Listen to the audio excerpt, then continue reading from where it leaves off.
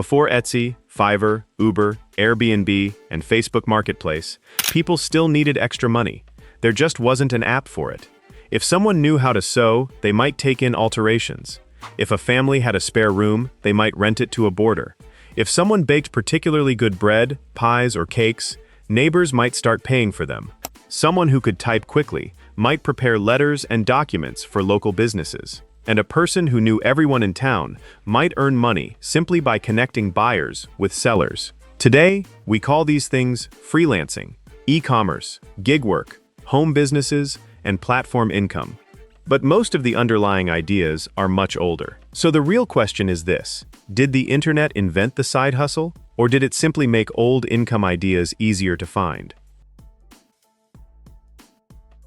Long before online marketplaces, one of the simplest home businesses required little more than a sewing machine, patience, and a useful skill. People needed clothes repaired, hems shortened, buttons replaced, uniforms altered, curtains made. And because clothing was more valuable relative to household budgets, repairing something often made more sense than replacing it. A capable seamstress could slowly become the person everyone in the neighborhood knew. The business grew through reputation. One customer told another, and a skill that started around the kitchen table could become regular income. Today, that same person might sell handmade goods online or advertise alterations through local groups. The storefront changed. The basic business didn't. Someone has a skill. Someone else has a problem. Money changes hands. And sewing wasn't the only way people turned what they already had into income. Sometimes, the asset was simply an empty room. Long before Airbnb, families rented spare bedrooms to workers, students, travelers, or unmarried professionals. Some boarders stayed for weeks, others stayed for months. Meals might be included. Laundry might be included. For a household with limited income, that unused room was not wasted space. It was an asset. Today, we might call that monetizing unused property. Back then, people simply called it taking in a boarder. Airbnb didn't invent the idea. It made finding the customer easier. Another surprisingly modern business started in the kitchen. A person known for excellent pies, cakes, bread, preserves, or holiday treats might begin taking paid orders from neighbors. There was no website, no checkout page, no delivery app. Just one person saying, "Can you make another one of those for Saturday?" And suddenly a hobby had become a small business. That model still exists today. Home bakers use social media to show their work, take orders, and reach customers beyond their immediate circle. The technology expanded the customer list. The business itself is ancient.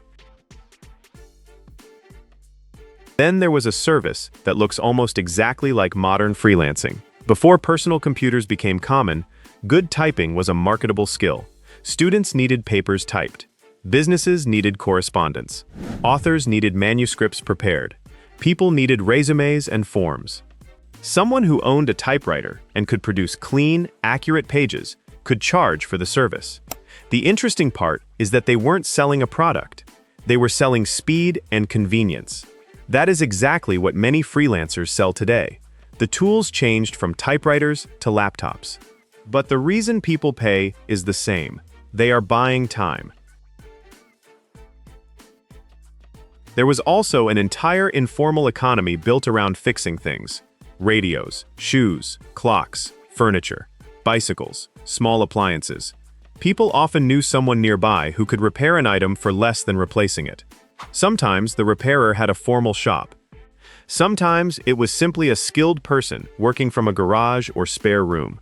As mass-produced goods became cheaper, many repair businesses disappeared. But that doesn't mean the underlying demand disappeared forever. If replacement costs rise, repair becomes more attractive again.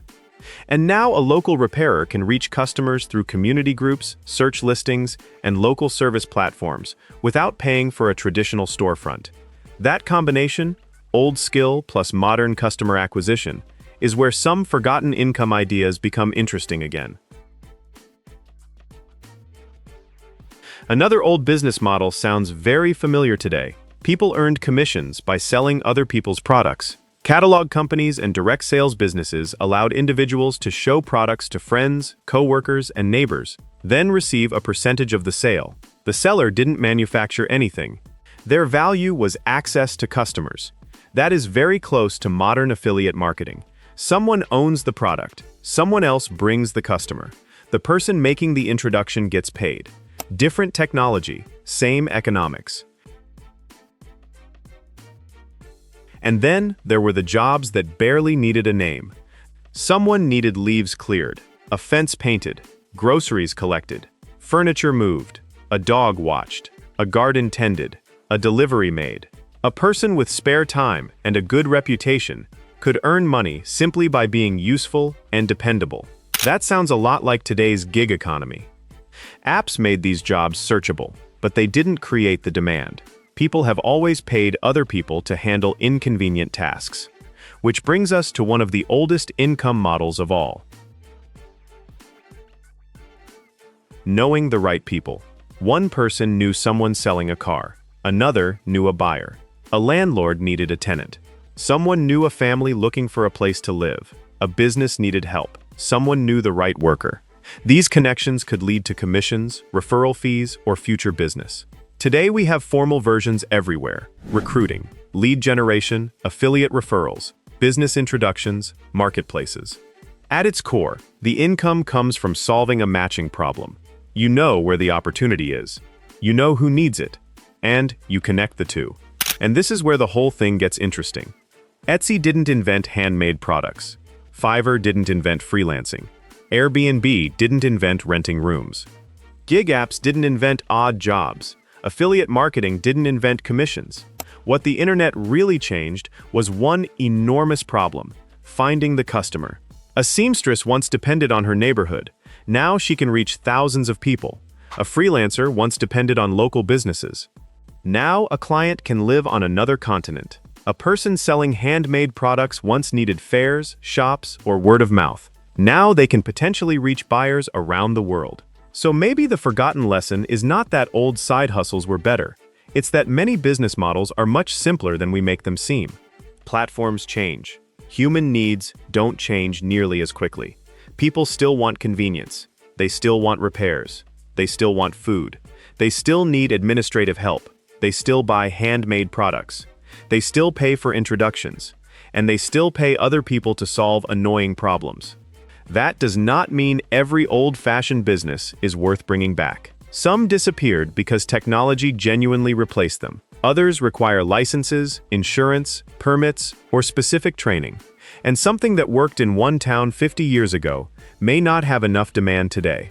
The useful question is not, people used to make money doing this, so should I do it too? The useful question is, what problem was this old business solving? And does that problem still exist? If it does, there may be a modern version worth testing. Start small. Test demand. Avoid large upfront costs. And don't build a business until you have evidence that somebody actually wants the service. The internet changed how people find customers, but it didn't invent the idea of earning extra money from something you already know, own, or can do. A spare room became Airbnb. Handmade goods became Etsy. Freelance skills became Fiverr. Odd jobs became gig apps. Referrals became affiliate marketing and lead generation. Different technology, very old ideas. So which old-fashioned income idea do you think deserves a comeback? Let me know in the comments, because there are plenty more forgotten businesses worth uncovering. Subscribe to keep the conversation going too.